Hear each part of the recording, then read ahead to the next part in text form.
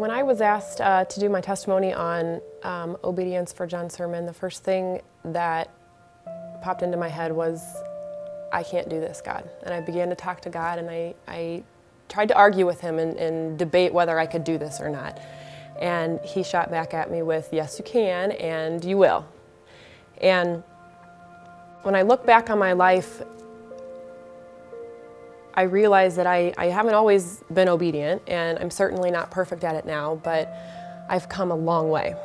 I grew up, my childhood, I grew up with a very silent struggle with anxiety, and it began to overtake and consume my life.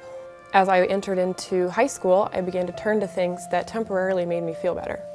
I began to smoke, I began to drink, hung out with the wrong crowds, and the silent monster began to grow and grow and grow inside of me. I prayed a lot. Unfortunately, I prayed for all the wrong things. It was very selfish. It was, why God? Why me? Why are you doing this to me? Why do I have to suffer? I'm a good person. I go to church. He didn't answer me the way I wanted him to. He didn't take it away when I asked him to take it away. And because I was not listening to him, I wasn't hearing what I wanted to hear, and so I continued to turn to those things that just temporarily made me feel better. Went into college, and that's where I met my husband, Mike, and the anxiety was still very much there, very much real in my life. Still prayed a lot, unfortunately praying for the wrong things, and still not understanding why God wasn't taking this away from me. And it got to a point where I found myself one day in a fetal position, not wanting to go on anymore. And I just remember my husband wrapping his arms around me and embracing me as if it were God, as if it were God's healing hands, telling me that it was going to be okay. And my husband took me home to my family, and he said, we need to get her help. And so my parents took me to the doctors, and they prescribed me medicine. And it masked the symptoms. Still through that time, you know, still asking God to take it away and help me understand why he's given this to me. Again, ignoring him. After college, my husband and I got married and found Heritage in about 2003.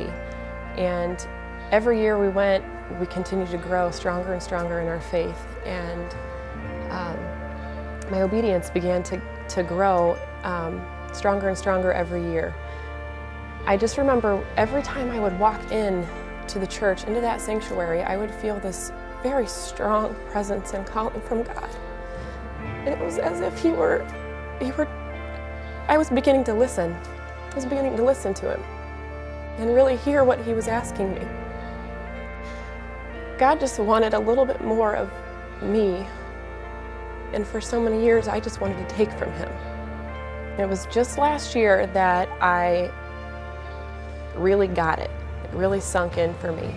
I remember laying in bed and dropping my cell phone by my nightstand and reaching down to pick it up, and a book that I had bought a year before and had never read stared at me, and it was as if God were saying, pick this up and read me. And so I did. I listened and I obeyed him, and I picked it up, and I couldn't put it down. And from that night on, I have picked up my Bible every morning, and it's through my obedience